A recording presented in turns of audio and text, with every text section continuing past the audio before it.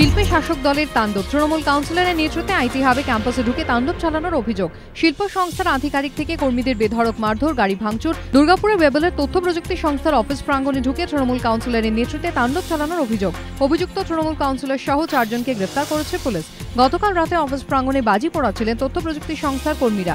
অভিযোগ, সেই সময় দুর্গাপুর পুরসভা তৃণমূল কাউন্সিলর হীরা বাউরির নেতৃত্বে একদল দুষ্কৃতী অফিসে ঢুকে ভাঙচুর চালায়। অফিসের কর্মীদের বেধড়ক মারধর করে তারা, আধিকারিকদেরও তারা মারধর করে বলে অভিযোগ। দুর্গাপুর থানায় অভিযোগ জানান তথ্য প্রযুক্তি সংস্থার কর্মীরা। সেই অভিযোগের ভিত্তিতে পুলিশ অভিযুক্ত তৃণমূল কাউন্সিলর হীরা বাউরি সহ 4 জনকে গ্রেফতার করেছে।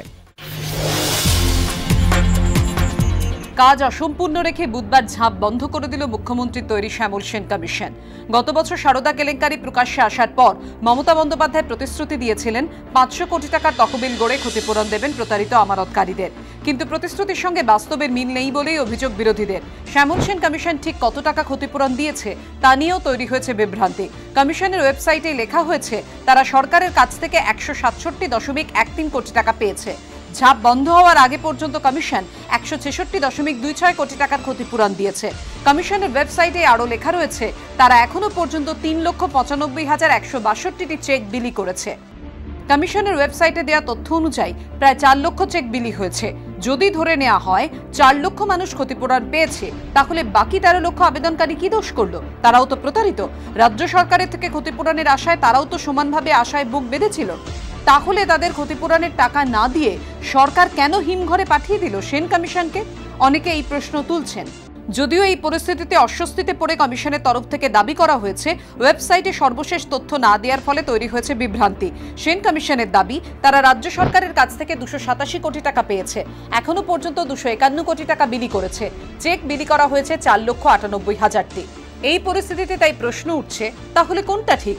ওয়েবসাইটে দেয়া তথ্য, নাকি অস্বস্তিতে পড়া কমিশনের সর্বশেষ মৌখিক সংযোজন, নাকি মুখ্যমন্ত্রীর দাবি?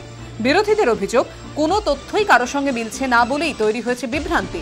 তবে বিরোধীদের দাবি, যাবতীয় বিভ্রান্তির মধ্যেও একটা জিনিস পরিষ্কার, তথ্য পরিসংখ্যান যাই হোক না কেন তা কখনোই মুখ্যমন্ত্রীর দাবির সঙ্গে সঙ্গতিপূর্ণ নয়। বনগাঁ লোকসভা আসনে উপনির্বাচনে কাকে প্রার্থী করবে তৃণমূল? কপিল কৃষ্ণ ঠাকুরের মৃত্যুর পর এই নিয়ে শুরু হয়েছে জোর জল্পনা। এই পরিস্থিতিতে প্রশাসনিক পদ ছাড়ার ঘোষণা করে জল্পনায় নতুন ইন্ধন যোগালেন ঠাকুরবাড়ির তরুণ সদস্য সুব্রত ঠাকুর, সদ্য প্রয়াত কপিল কৃষ্ণ ঠাকুরের ভাইপো, রাজ্যের মন্ত্রী মঞ্জুর কৃষ্ণ ঠাকুরের ছেলে। সারা ভারত মতুয়া মহাসংঘের সাধারণ সম্পাদক সুব্রতর ঘোষণা, মতুয়াদের স্বার্থে গাইঘাটা পঞ্চায়েত সমিতির তৃণমূলের সদস্য পদ ছাড়তে চান তিনি। প্রশ্ন উঠছে, কেন আচমকাই সিদ্ধান্ত নিলেন মঞ্জুর পুত্র?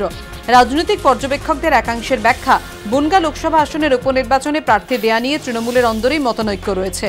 সূত্রের খবর, ওই আসনে প্রয়াত কপিল কৃষ্ণের স্ত্রী মমতাকে টিকিট দিতে পারে তৃণমূল। প্রশ্ন উঠছে, সেই সম্ভাবনা জোরালো বুঝেই কি ক্ষোভে পঞ্চায়েত সমিতিতে তৃণমূলের সদস্য থেকে ইস্তফা দেওয়ার সিদ্ধান্ত, নাকি টিকিট পাওয়ার জন্য তৃণমূল নেতৃত্বের ওপর পাল্টা চাপ সৃষ্টির কৌশল মন্ত্রী পুত্রর? ছেলের এই সিদ্ধান্ত নিয়ে মুখ খুলতে চাইছেন না উদ্বাস্তু পুনর্বাসন মন্ত্রী।